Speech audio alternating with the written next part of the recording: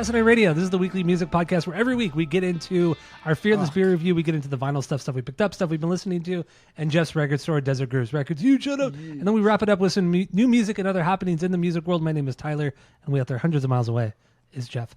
While you're listening, go to Spotify, Apple Podcasts, give us 5 stars. If you're watching on YouTube, smash that subscribe button. And that's all I have for the boring intro. So let's get right into the Fearless Beer review. What do you got this week, Jeff? Go. I have a Russian River beer. Do you? Do you think I do? Or do you think I'm joshing? I don't think you do. I think you're joshing. You think that's joshing? Why didn't you tell me? I would have gotten Do you think some. that's joshing, baby? Oh my God. So you got the Velvet Glow, the Pale Lager. The Velvet Undergrounds. There we I've go. never had this, so I don't know. It's good. It's very like clean tasting, it's good. It's a solid beer. It better be fucking good. But yeah, I have this. I think this is the last one from this little pack. But yeah, I have Son of a bitch. I have a Russian River. You love when I get Russian Rivers, huh? I don't know why you don't tell me. We could be drinking the same thing. You know I don't tell you. I know because you're a fucking idiot. That's No, why. because I told you one time and you completely fucking ruined it. Because you waited till the last minute, went to one store and couldn't get your hands on a blind pig, so you gave up.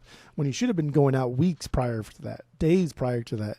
What do you and tell you me? didn't. Weeks prior. I did. That's okay. I did. That's okay. I did. I did.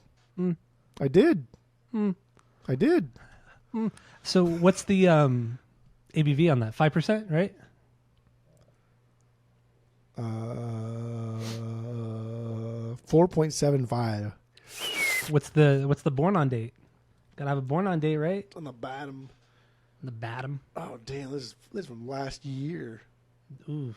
Canned on 10/28. That's really old. It's I wouldn't probably- drink it tastes if like I were you. absolutely. I might just pour this out, to be honest. All right. So I've had this one before. It's a Stone Delicious. It's the hazy. It's like the citrus fruity hazy delicious IPA. It's 7.2 ABV. I have had this before. It is very good, but the store I went to today, there was not one beer there that I have not tried, and I did not want to drink a seltzer from Brewery X because the seltzer sounded gross. It was like a mojito blackberry. It sounds awful. So didn't want to get that. Well, after your experience with the mojito, I understand why you don't want to drink mojito flavored things. I like mojitos. I really, really do. Didn't look like it when you made that one. Well, because it was a horribly made mojito. That's the thing, too. Well, it is. So 7.2% ABV. We're gonna have a good night. It's gonna be a good pod. Gonna be a good pod. We'll see. So I just poured mine right now, but I'm ready to start drinking right now. Smells good. Smells bready. All right. A build. You ready? Here we go. Here we go. This is. Well, that was a good metal clink right there.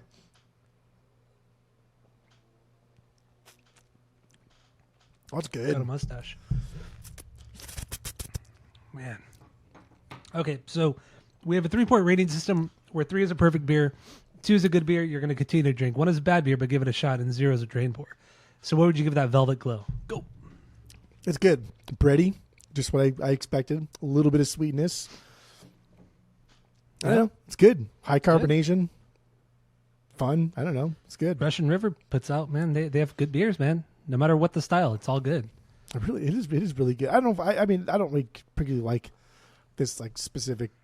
I think this is a Helles lager, the specific like German style Helles thing that they have. I'm not a huge fan of it. I don't really. These aren't crushable to me. But next time, like Those are like the most crushable beers. No. A Helles beer? A Helles beer are the most, they're like the crispiest, best tasting lagers you could have. Beer, baby boy. You're fucking crazy. You're This crazy. is the most crushable beer right there, baby. A Bud Light? Yep. A Bud Light. They got With- new cans with too, lime. and we'll talk about that in a second. It's funny. But yeah, I think next time I go out to California, or Sloan does, if they have bigger bottles of this, I would get that over the cans, because cans are kind of tacky and trashy. More of a bottle guy. But it's good. At the market that I go to buy my Russian River, they usually sell those in 6-packs. That's how they usually sell. Every once in a while, they'll sell them in the bottles, but most of the time they're 6-packs. But they're good. It's a good 6-pack. Good 6-pack to have. And you'll be out here in August, mid-August. Mid-August There you and mid-December. That's true, dude. Well, that's true. Got some good shows coming up. Unwritten Law in August. Oh, that's right. August. That's who it was. Unwritten Law in August, and then we got Bouncing Souls in December, baby. So if anybody's listening who's in Southern California and they want to go with us, let's go, baby girls. Let's go, as the kids say. Do they? Okay. No cap. Okay. Like it's 2-2. It's 2-2. 2-2. That's what you rate the beer. Yeah. All right. With this hazy IPA, it's delicious, Stone Delicious hazy IPA. I'll give this a 2.75. This is really good. This is very, very good. Very, very good. Very, very good. Very, very juicy, very refreshing, not malty at all. It's like drinking orange juice. It's like drinking orange juice, baby. You like orange juice. Tasty stuff. All right, so let's move on from the Fearless Beer Review. Let's get into some vinyl stuff we got, stuff we've been listening to, stuff we picked up recently. And just maybe you're probably your record store, Desert Grooves Records. Huge shout out. So what do you got this week, Jeff? Go. I've just been like, dude, we've just had so much cool stuff come to the store, and I've been taking so much. You're shit welcome. home. You're welcome. You gonna thank me for bringing all those records out there? I don't know what that fucking supposed to mean. Those 600 records I drove out to Arizona a few weeks ago. That. That's fun. That. Taking out that record. The first one I have here. You're so obnoxious. Actions are fun. The story so far. Oh, that's stupid. Okay, we're starting off fun. I don't know, pop punk band. They got their name from a Newfound Glory song, so that's cool. They're from California. Just another kind of like post 2010 pop punk band. I like this band a lot. This is what you don't see. This is like 2013 ish, but it is really, really generic. But I do like this a lot. I mean, that makes sense with you. I mean, you like a lot of generic I like a lot pop of emo stuff. I mean, friend of the pod Skip would agree with me on that. I mean, friend of the pod Skip. Are we already doing this right now? Fucking hell. There's so much more to go. I'm not even going to get into it right now. We're not going to do too much cyberbullying. Way too early. We will later, just not right now. It's way too early. Okay. We have too much fun stuff to talk about before we get to that, where we have nothing to talk about. Anyway, the other one. That came through my store. A lot of stuff that came from the collection you brought over, I'm going to piece out. Because if I do it all at once, then I know like someone's going to be like, "Oh, you said you sold that. Looks like you kept it." Because people do that to me sometimes, and it's just like, dude, just shut up. Open your own fucking store, then. I don't know. Stop catching me on things. Stop catching me in lies. That's annoying. Super annoying. Weezer Green. Yeah, this is true original. It's on green wax. Nice. Sounds great. Got no problems. But I did buy this from another record store up north in Alameda, Oakland, from Beaker's Records. Yeet, shout out. Cool record shop. I'd like to go there someday. I would love to go there. The guy seems really nice based off of his Instagram. You've met him before. Yeah. But he seems like he's really cool. He's really cool. He's really easy to talk to. He's just one of those guys that, like, if I ask him something for, like, advice on just the business, like, he'll tell me things that, like, you wouldn't share with, like, the public because, like, it's none of their business. But, like, we share things, and he's really open and really nice guy. His name's Gordon. Yeah. Very cool. Very, very cool dude. Very, very cool dude. Beaker's Records. Go check him out. If you're in the Oakland, California area, go check him out. Almeida, but Almeida, yeah, okay. Like, I'm not too familiar, like, with the history of it, but Almeida literally looks like Anaheim Hills. It looks like like Tustin Ranch. It looks like just like, hey, we're kind of tired of Oakland. Let's just like gentrify this little peninsula island thing fuck everybody else. Let's make it expensive. Cool. That's what it looks like. That's what it looks like. I believe it. The Less Than Jake's is? Less Than Jake. There we go. Yeah. What album is that again? Coming Home or something? What's it called? Coming Home. I'm coming home. Hello, Rockview. That was close. Idiot. That was not even close at all. So yeah, this is their third record, late 90s. I only have 2 Less Than Jakes. I have this one and the one before it, Losing Streak. That's all I want. That's all I need. This is just fucking perfect ska punk. It's perfect, everything. Though? This is perfect ska punk. Exactly what you want from the genre. damn near like the best at doing ska punk. Like these songs are so fucking catchy. Everything about it is like if you're crafting like the perfect ska punk like noise, it would be like this. The only thing that can even compares is like Suicide Machines. But that's more hardcore. But a lot of the exactly. A lot of Suicide Machine songs aren't like ska punk. They're just like hardcore punk. So that's why I think this is fucking fantastic. But I didn't pay for this. I mean, well, I didn't buy this new, so Less Than Jake didn't get any money from that. I know one of our listeners doesn't like Less Than Jake, so right. They didn't get any money from my purchase here. So whatever. All right, what else you got? Anyway, moving on. Another OG here. What is that? Oh, the Queers, baby. Pleasant Screams. It's kind of funny because like we don't like the Ramones like at all. Yeah, not a fan. And like we do like some songs here and there, but like I don't own anything by the Ramones. Band, no. Yeah, I don't care. This is what records? This is like their I don't know fucking 6th record, something like that. 10th record maybe, who knows? But anyway, this is they are the Ramones, right? That's all they are. They do the same fucking song. They do the same kind of like punk rock pop thing the Ramones did. And they even naming it Pleasant Screams instead of like Pleasant Dreams like the Ramones. Everything about the Queers is very much like the Ramones. But it's so tongue-in-cheek, and they're just so disrespectful in their songs. And it's just so goofy. And they're always like shrouded in controversy from like their first Relief, which something to do with like Relief. When the first Relief that they did, it was called like Songs for Retards or something like that. Love Songs for Retards. And ever since then, like they've always just been like full of controversy. But I've never seen them live, but I've seen like them perform and like videos live, and I've read like interviews, and it's just they just seem like they don't give a fuck. It's just funny shit, and they always like goofing off and joking and saying like things that remember when Kanye said George Bush doesn't like black people, and it's just like that. Yeah. Like, what the fuck? Why'd you say that? Like, they say things like that just to like get a rise out of people, and then they laugh after they say it, and they laugh and people get mad. Like, that's the type of band they are. Okay. But they write really catchy songs. It's really good. Yeah, I've never been a huge Queers fan. Never been, but I mean, they're cool. They're cool. They're a cool band. Never really got into them though. Last thing, but not least. 5 Iron Frenzy. 5 Iron Frenzy. I got into this band because of Renata. Remember Renata in drama class? Oh yeah, I forgot about her. Like the only black girl at our school, like Renata. One of the only black girl at our school, and one of the 5 black people at our school. Yeah. No black. But yeah, she was in our. Actually, she was the one that got in trouble with me when. Oh, yeah, I know what you're talking about. She's the one that got in trouble with me when Miss Summergreen had that teacher's aide, and when it was it was weird too to have a teacher aide always sitting right next to you. But drama class was like a different environment, I guess. So like our teacher had like a bunch of papers on her desk, and the desk is just she's on stage. As we sitting in the theater looking outward towards the stage, and the aide was sitting right next to her. Miss Zimmerman dropped papers on the floor, and she's like, "Pick those up. Not a please, not like a candy. It was pick those up." And then I said, I don't remember what I said, but I nudged Renata and just said like a really like fucked up joke. I was like, "Look at something." And then I said, "Look at something about slavery or something like that."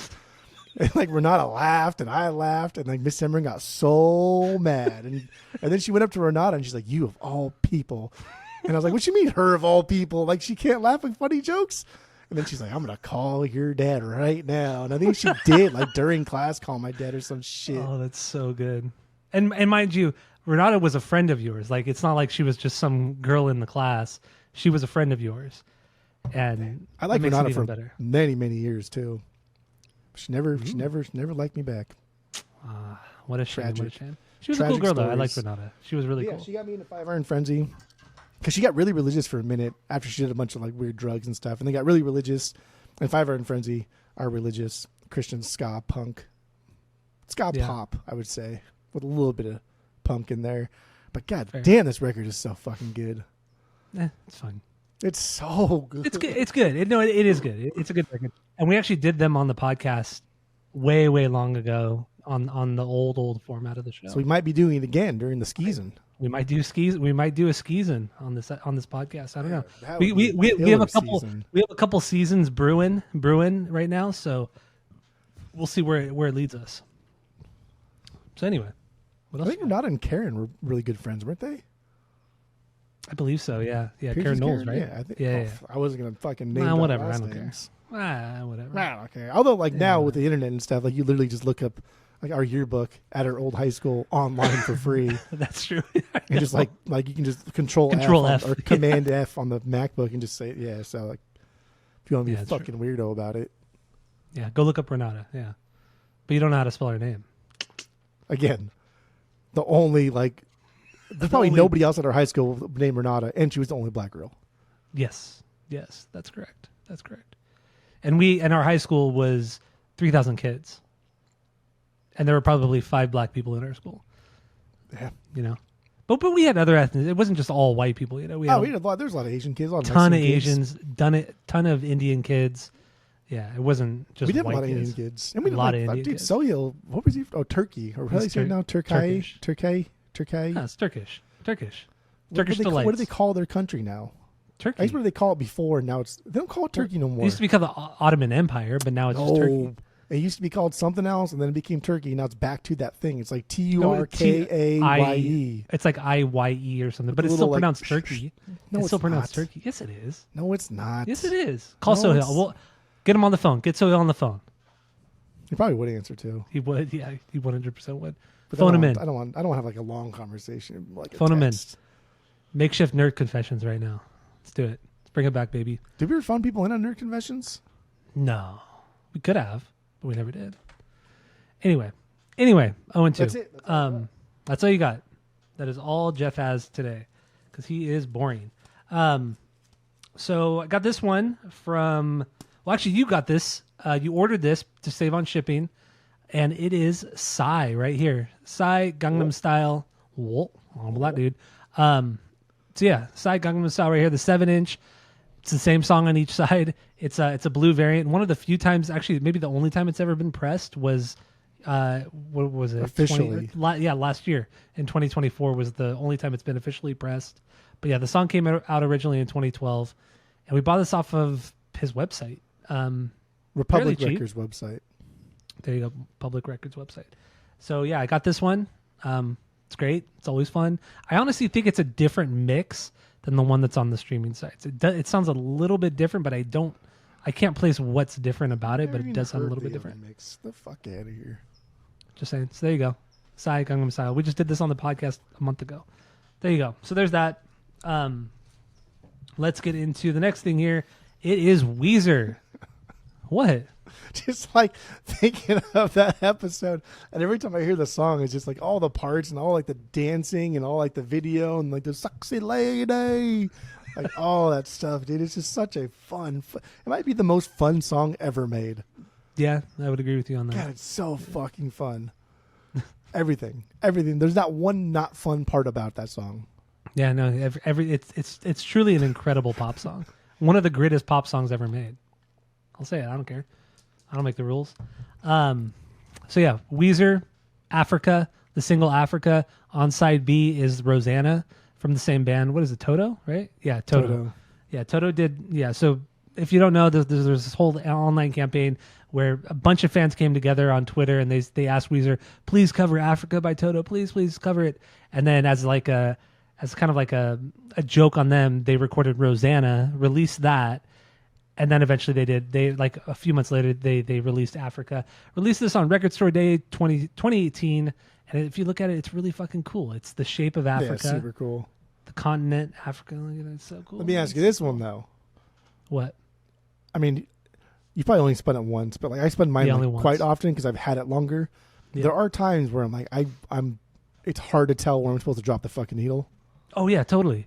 Yeah, I'll drop it like where I think I'm supposed to drop it. And then It's you'll not see it there. like slide all the way across. Yep. Yeah. Okay. No, you're right. But yeah, I got this from Rock This Town Records as the store was closing last week. So I got pretty good discount. You got this for me because I wasn't out there at the time. So you picked this up for me. So yeah, there you go. Africa Good. and Rosanna on the B side. I think Rosanna's the better. I think it's a better song in general. God, dude, that song's so good. That drum shuffle on there is fucking incredible. I think what Rosanna has for it is just a good groove. It's got a good groove to it. Groove is and incredible. And it's a nice groovy song. I think Africa is fucking wild. Like when it goes into that chorus, it's absolutely bonkers. all the Rosanna's harms. got a better groove. Yep. So next up, Iron Maiden, Number of the Beast. This is their third record from 1982, but this is a 2014 pressing. I got this from that collection you got, or that I brought out to Arizona a few weeks ago. I got it out here in California, but it came from that collection. And I don't know. Yeah, this is the first record they did with Bruce Dickinson on vocals.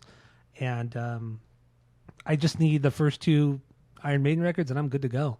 I'm all set. I got everything I What do need. you I have? You have that shitty copy of Peace of Mind. I got Power Slave. I have the live record, which I haven't even listened to yet. And then I have this.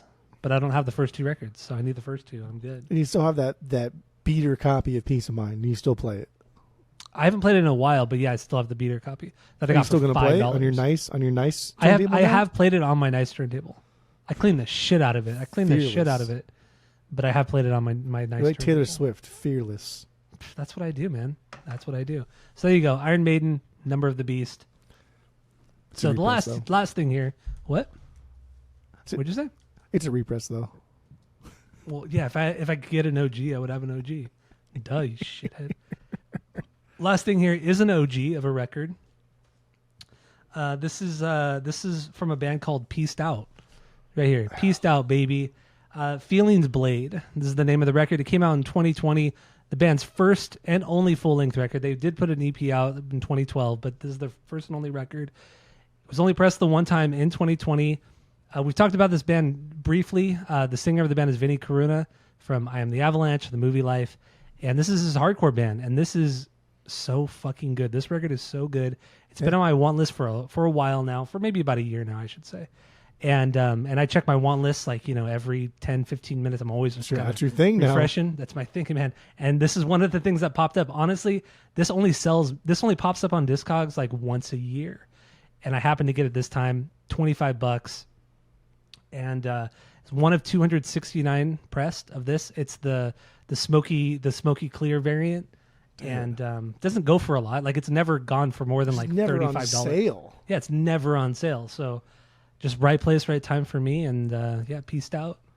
So I have a couple things here. One, besides you, it's only sold 5 times before that. 24, 22, twice in 21, and then 2020. I told you it's like once a year. That's annoying. Second, I don't like that you have something that I've been wanting since I fucking heard it many, many years ago, and it's not even like you said, it's not like rare or like it's not like expensive. It's not even that rare, really. It's just like everybody that has it, they're not going to give it up. So like the collection that we bought from California, that's something that would have something like that. But it didn't. And that's annoying. And I have it. And you do. So I'll take that stoked about it. Back out there. I'm stoked about it. It's a great fucking record. Great hardcore record. Honestly, people should talk about it more because it's fucking really, really, really good. I talk about it all the time. I love Vinny. But most people don't. That's my point. Most people are stupid. It's true. I know it's not like fucking revolutionary hardcore punk and like they didn't invent anything and they didn't perfect it and they didn't bring anything extra to the genre, but like it's still good, okay? It's still fucking good, man. Still good, bro. I'm making fun of somebody, but I won't mention their name who I'm making fun of. It's Skip. I don't care. Oh. Well, I don't care, dude. Well. All right. So that's all I have for the vinyl stuffs. Let's get into a couple new songs that came out this week I want to talk about. And since you didn't add anything, I don't care. Dropkick Murphys put out a new song, Who'll Stand With Us. I don't care. I mean, just Dropkick are just kind of more of the same. Whatever. I think like Dropkick were great. Obviously, their first record with Mike, that was awesome. And then they became like this working class band before they were like stadium band, right? Before like shipping up to Boston, before the Red Sox won in 2004. Before that, they were like the working class band. They were like the Unwritten Law, but like more A tier. Unwritten Law is kind of like B tier, not S tier. But like Dropkick Murphys has been, they're like A tier. I mean, at this point, I'd probably throw Unwritten Law as A tier. I mean, like subjectively, yes, probably, but no. They're working class, and that's they're fine. writing that line. Let's just say. But like Dropkick were they served a purpose for a long time. Once they became huge, once like their music is in movies with like DiCaprio and Mark Wahlberg and shit, like you're no longer like punk rock, right? You're no longer like NoFX. You're something bigger. You're something huge. And so when they sing songs like this that are like about like the working class, like the middle class, the union guys. It's like, dude, I get it. Maybe like I'm not from Boston, never been to Boston. Like I know that the I don't know, the township in Boston is very close. It's very different than it was on the West Coast.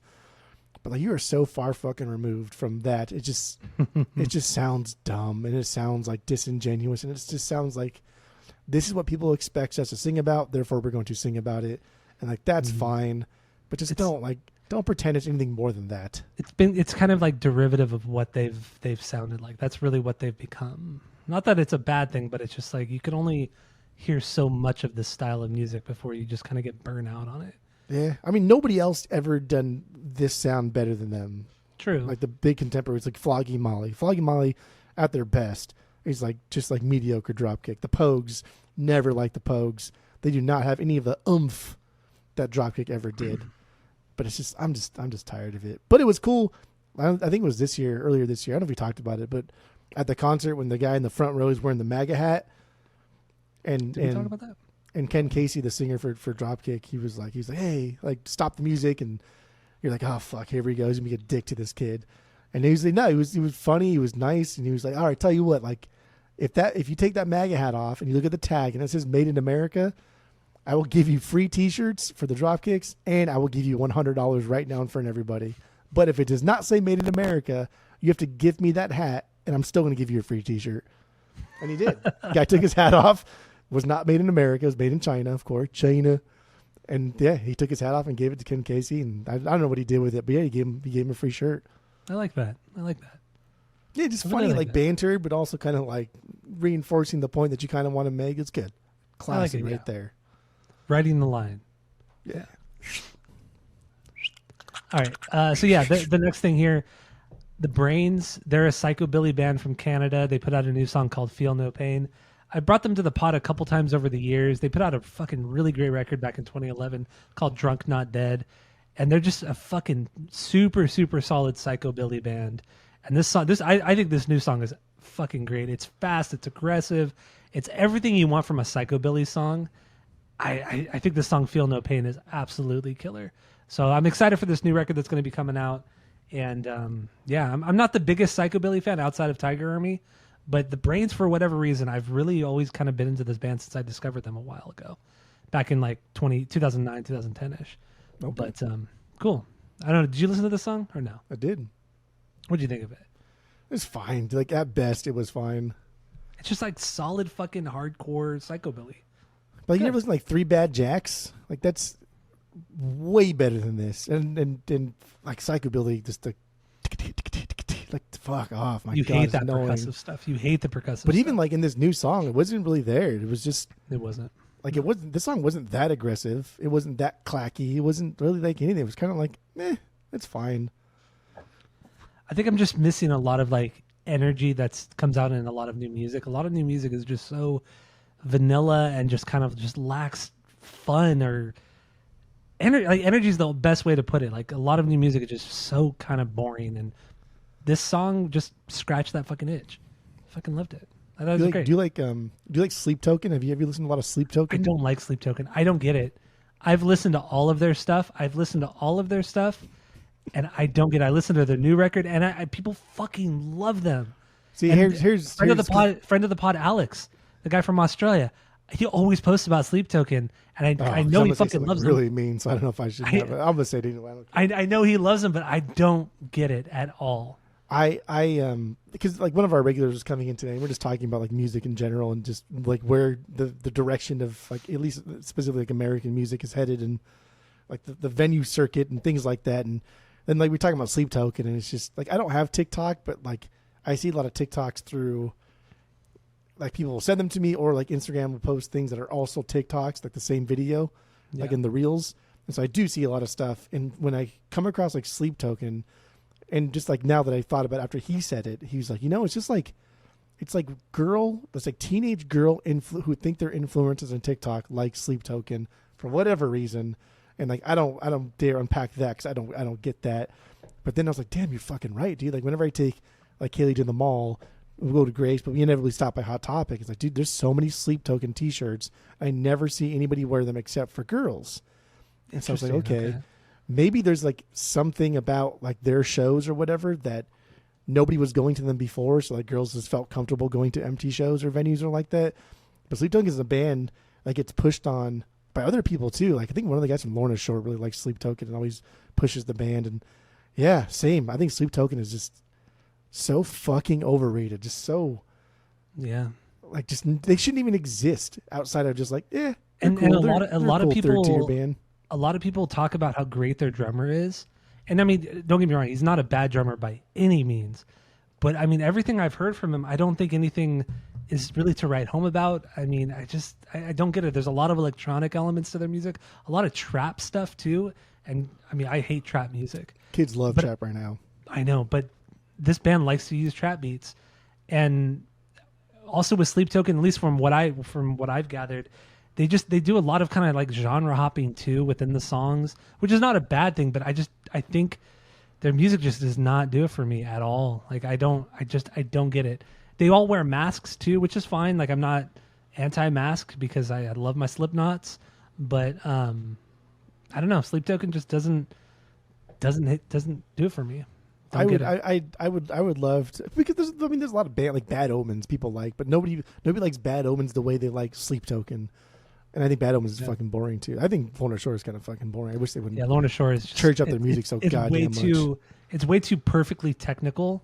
Like it's fun. Like that kind of music is fun for like 10 minutes, and they're like, okay, now give me some melodies. Do something like that doesn't sound like it's just fucking chopped up in Pro Tools. You know what I mean? It's just like, too perfect.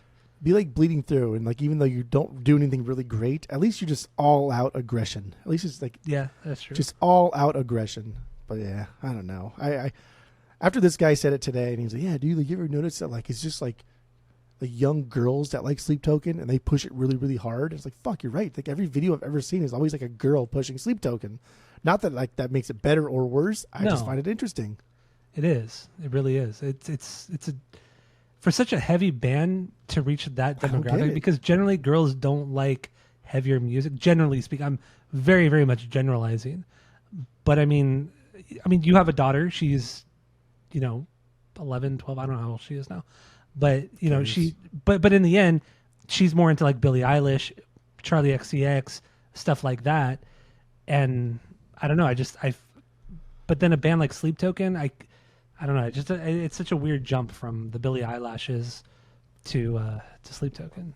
It almost just seems like Sleep Token got lucky with maybe one influencer, and it just kind of caught on for no better reason than just like that's just the next thing. And then they put all of their effort and money into marketing that demographic, and then they just like carved that little area out for themselves. That's just kind of untapped. That's true. Or I wonder if like maybe they have some sort of connection to the record industry. Maybe they were not a plant per se, but just something, I don't know, like a Linkin Park kind of thing, or Linkin Park just kind of came out of nowhere. Very much like a record label plant. But anyway, they're not plants. Linkin Park, come on. They're not plants. Come on. You could even say the band of the week that we're doing right now is kind of like a record label plant in a way, but we'll get into that later. So anyway, so there's that. A couple things here. Smashing Pumpkins, they teased something a couple days ago, and the pre-orders went up for this particular vinyl box set of Smashing Pumpkins live in 1992. It's a 13 LP box set from like 9 different shows over that European tour in 1992.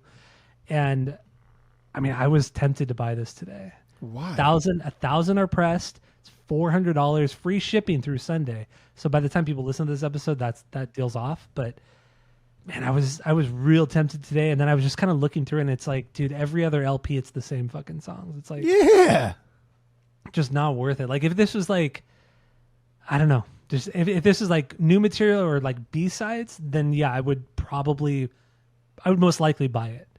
But a live record, a 13 LP live record of the same songs from the same tour, I think not even, I don't know, like if it was the same show, right, front to back, same show, the Grateful Dead style, put it out.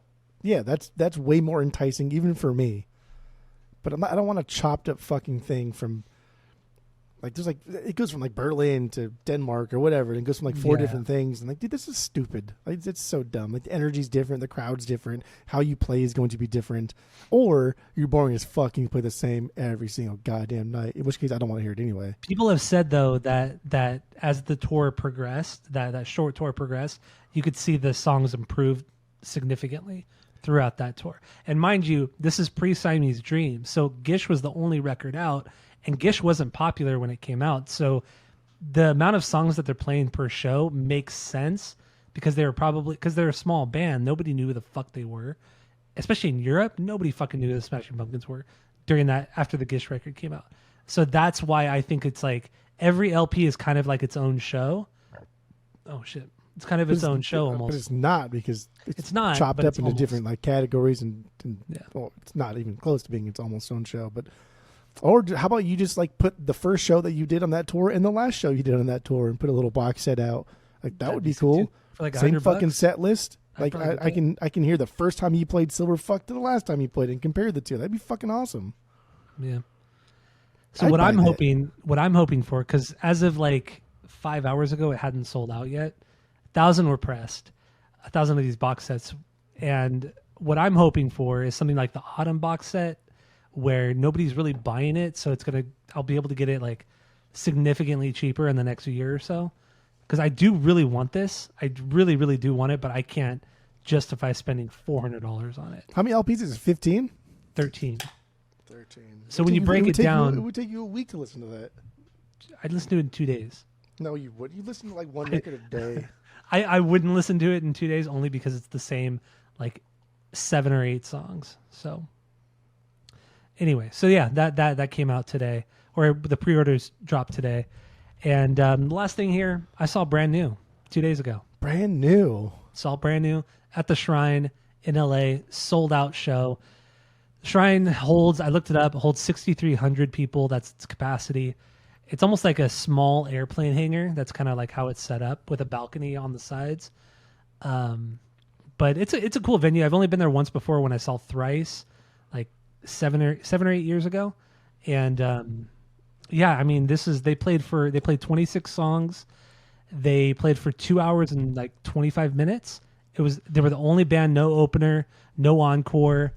And they went on at 8:15. Straight to business. They went on at 8:15 and they ended at like 10:35 or something like that. Perfect show. Dude, it was something else. I mean, the last time I saw them was in 2015 or 16 in Vegas, and that show was so bad. It was so horrible, and I've talked about it on the podcast. It was a horrible, horrible show. This was the polar opposite of that show. Tammy like kept turning around. She's like, I can't believe how fucking great they sound, and I can't believe how positive he is. Like, he didn't really talk that much between songs, but when he did, it was very extremely positive, and he was just like, thank you, so thankful. I mean, he's a sex pest, so I mean, there's that. But I don't know, it was in the end, it was just an incredible show. It was a great production. Like, the lighting, the sound was fucking great. The only negative thing I would say about the performance is that because the guitar player sings a lot, he does a lot of the harmonizing. He does some, not lead vocals, but he does co-lead vocals with Jesse Lacey. And there were definitely times where he was off time and definitely off key. But Jesse Lacey, flawless. Like, his guitar playing and his vocals especially were just perfect. Like, I could not believe how perfect his vocals were. And it was an interesting set because like they started off first 6-7 songs like boom boom, like, you know, just hitting you in the face with the songs. Then they started slowing it down, quieter, and then it was an acoustic set. So it was just Jesse and the guitar player for 3 songs, and then Jesse did 2 songs by himself, just acoustic guitar on the stage, and then the rest of the band came out, and then they kind of swelled up more to bigger, heavier, faster songs, and then they rounded this whole set out. And then eventually the last song was like more a full band acoustic song. Just so theatrical. Dude, it was a great show. And it was a 6-piece band. So it was the 4 guys, and then they had, it was 7-piece. I'm sorry. So it was the 4 guys. They had a 3rd guitar player, and then they had a keyboardist, and then they had a 2nd drummer off to the side, and the drummer had a second kit, so like he was doing a shit ton of percussion stuff, but he was also kind of matching whatever the other drummer was doing. But honestly, I didn't care because they were so on time with each other and so in sync. You would never know like that there was a second drummer. It was just, I don't know. It was truly an incredible show, and the energy in the room was unreal. Like people were Did you going be crying? Were people crying? People were crying. I knew People people were were crying. And it's just like, and I mean, because they started the whole show with the quiet things that no one ever knows, and So the crowd was drowning out the band. People were singing so loud that you could Just not even hear the band. waiting for this. Dude, it was really. God, I hate saying it because Jesse Lacey is such a fucking creep, but damn, dude, the show was incredible. It was truly an incredible show, and the crowd loved it. I mean, it was great, and there were people crowd surfing. There were, I mean, no pits, but I mean, there were some surges where people would like kind of go forward and go back, and then there was people standing on people's shoulders, so you saw like the fucking bouncers shining flashlights and shit. No shoulders, no shoulders. But we were like right in front of the soundboard, so we had like the best like fucking sound there. So it was yeah, it was fucking good. I didn't get tired at all. Like it was great through and through. Like I never felt like this is going on way too long, and it was almost 2.5 hours. So, god damn, it was good. It was a fucking fantastic show. And they didn't play anything from Favorite Weapon, did they? Nothing from that. They played fucking bitch, dude. They played 9 songs off of Devil and God. They played like 6 or 7 off of Science Fiction, a bunch off Deja Entendu, like 4 off of Daisy, and then they did like a B-side, and then that was it. Damn. Yeah. But yeah, nothing off Your Favorite Weapon, unfortunately. And they didn't play Sick Transit. Mm-mm. So that's cool. They did not play Sick Transit. But I mean, starting the set off with the quiet things, fuck, man, that was such a great opener. that doom doom boom, that bass line, that boom, the palm mutes. Boom. Oh my god, dude, so good, so good. Yeah, Yeah, that's anyway, cool. Yeah, it was good. looked fun. It looked, for everybody that I've seen posting about it and talking about it, it looked killer. Yeah, and Tammy had a blast. I mean, this is like one of her this is her top 3 favorite band. Like it's Weezer, Brand New, and Phantom Planet, and we're seeing Phantom Planet next week. So I mean, she just fucking loves this band. She was so excited, and we literally, I made a playlist of the set that they were playing, so we listened to the set list before we even got there. Good. And, she was just, and then on the way home, we started listening to Brand New on the way out. But no, it was. Did you wear your brand new T-shirts? We don't have Brand New T-shirts. Did you buy brand new T-shirts? No. So she really wanted to buy merch, but then we saw the line, and it's probably like an hour wait just in line. They were selling some vinyl. They were selling Your Favorite Weapon on vinyl, and they were selling Devil and God. They're like $45 per record, and then they were selling obviously a bunch of shirts, hoodies, and stuff like that. But yeah, it was like the line was so fucking long, and I'm like, "Are you sure? I don't mind waiting in line." She's like, "No, let's just get some drinks and just go hang out until the band goes on." It's funny they sell Your Favorite Weapon and then play 0 songs from that record. Play 0 songs from it. Yeah, it's weird. Good, cool. But no, it was That's fucking cool. great. Fucking great, man. I would have went, but I wasn't invited, so that's fine. And also, a lot of people that we knew, like in high school and everything, because I follow them on Instagram and shit. So many people were at the show that I went to, and then last night's show because they did 2 nights in LA, so they were at both shows. And man, dude, so many people were there, but I didn't run into anybody. I expected to run it into at least 1 or 2 people, but did not run into any of them while I was there. That's weird. What if Angel went? Did Angel go? Do you know if Angel went? I have no idea. Well, he lives like up in Reading. Like he lives like a good 5-6 hours away from here. So I doubt he went. But yeah, no, a lot of fucking people went. So anyway, How exciting! It was good, man. It was good. Phantom Planet next week. I'm excited for Phantom Planet. I love Phantom Dude, if only Planet. Weezer was playing 2 weeks after that, you could just complete her trifecta in like a month. And Weezer aren't playing any like real dates here in California, outside of like some stupid festival, which I'm not going to. Yeah, Even otherwise, to complete the trifecta. Yeah, I just can't do it. I think I forgot what festival it is, but it's like $300. Like fuck that. I'm not going to that. But anyway, that's all I have for this episode, or we have for this episode. So thank you all for listening. Go to Spotify, Apple Podcasts, give us 5 stars. If you're watching on YouTube, smash that subscribe button. And that's it. That's all. That's it. That's all. Come on. Come on.